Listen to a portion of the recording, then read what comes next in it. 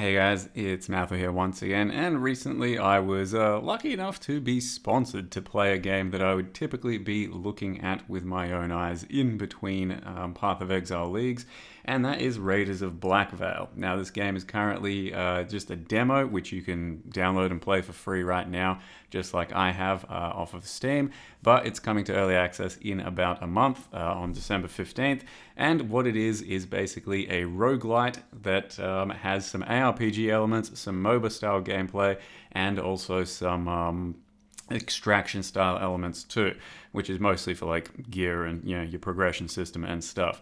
And all in all, it's a pretty cool, unique little game of its own. And from what I've poked around recently and had a look around, if you actually start playing the game and being somewhat passionate about it, you can also become somewhat part of the development of the game, as they're taking feedback on pretty critically and moving forward throughout development of the demo to the early access to the full game, with everything in mind that the community's kind of talking about.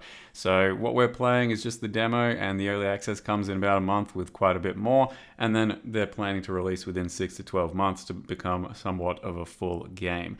But yeah, basically let's just talk a bit more about the game. As you can see, it does get a little bit hectic once things start to pick up, but it starts out pretty humbly and has a very nice tutorial system to take you through the early game. There are 4 core classes to begin with, but there are 8 different sort of class perk systems, and it's quite interesting how you can combo some of them and make some pretty interesting little builds that start to synergize with each other. And of course, it's kind of a roguelite, so you are pretty much creating a different character almost every time through some use of RNG or RNG manipulation, I suppose, if you want to steer your character towards a certain thing.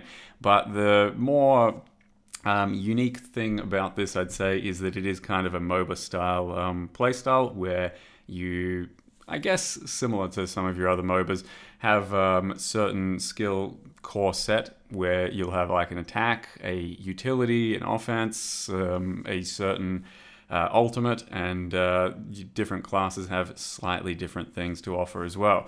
They've got a good sense of humor, I think, in this system, in this game, sorry, because throughout some of the stuff you pick up on how they function. But I don't know, I like this les cargo thing, so the snail escargot, that is your extraction bro that takes out your loot, and less cargo, escargot, yeah, I don't know. It's genius, I think.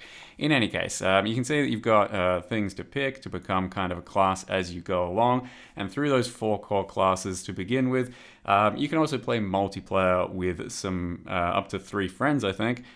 3 people total, I think.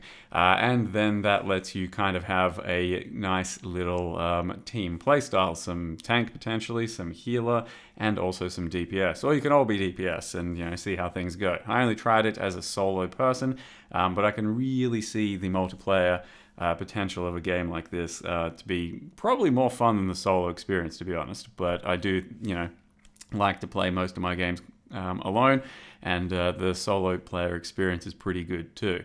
There's little mini bosses, and your dash, I found out, does have like an iframe. I only found that out, I don't know, after a couple hours or so, and yeah, it helps to learn little things like that to be able to get through the game. But it is pretty challenging to begin with, and luckily there is a difficulty system in place for that. So first of all, you can see exactly what's happening on your end death screen, but there is a difficulty system where you can make it a little bit easier, or you can make it quite a bit harder and get a lot more loot. So at the end of the day, it will be kind of customizable up to you and your team potentially. So 4 different classes there. As you can see, you've got a home base, which you'll be upgrading as you progress along. And that means that you can follow a little bit of a quest thing, I suppose, but mostly just upgrading your base to have more perks, more utility. You're getting a stronger shop and stronger recipes for crafting and stuff.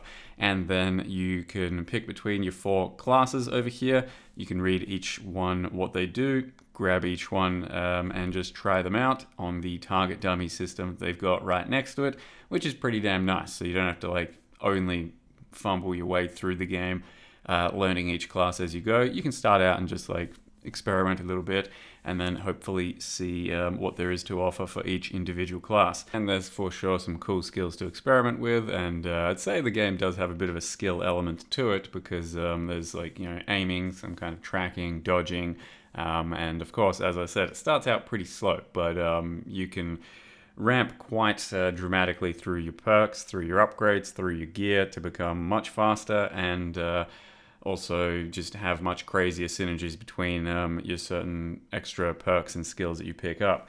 So from my first couple of playthroughs, I was pretty damn slow and pretty bad, and by the end of it, after playing for 5 hours, I think, in the end, even though I was only sponsored for a couple, it ended up being quite a bit more fluid and comfortable to engage with, and just get stronger and know what the hell I'm doing. But as I said, there's a bit of a difficulty system where if you start to ramp it up, you can get much cooler loot, much cooler upgrades, and challenge yourself in a more meaningful way. But one of the other cool things about the game is that it does have a loop system as well. So once you've completed a run, you could potentially just keep your run going and get crazier builds going and get crazier hordes of mobs and rooms to engage with, so that your builds can actually start to kind of come together and do much crazier stuff.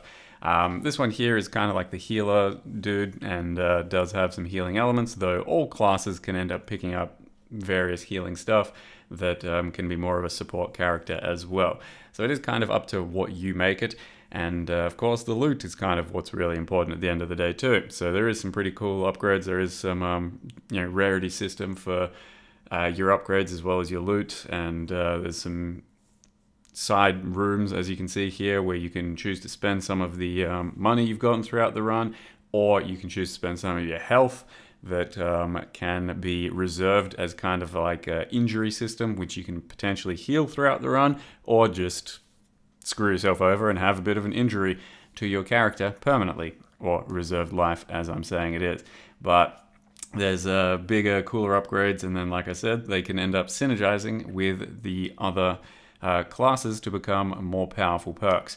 But the gearing is largely what's most interesting for upgrading your character to begin with. You can end up taking your character's gear into new runs and just starting out with much more strong runs, or tailor-made certain builds that will potentially just kick off a new run in a certain direction. So you can have like extra burn damage across all your gear, which means that once you start picking up burn stuff, you're going to be much more of a burn-based build. There's lots of different ailments, there's lots of different afflictions and stuff, and it's pretty deep, I'd say, as far as the stuff is concerned. And from what I just then looked around, it's already getting quite revamped for the early access, and then potentially even further into the actual game. So they are taking feedback on as for all of the systems, and that's basically their goal, to get the early access up with core systems in place and good fluid gameplay, which so far I think has been pretty well achieved, and then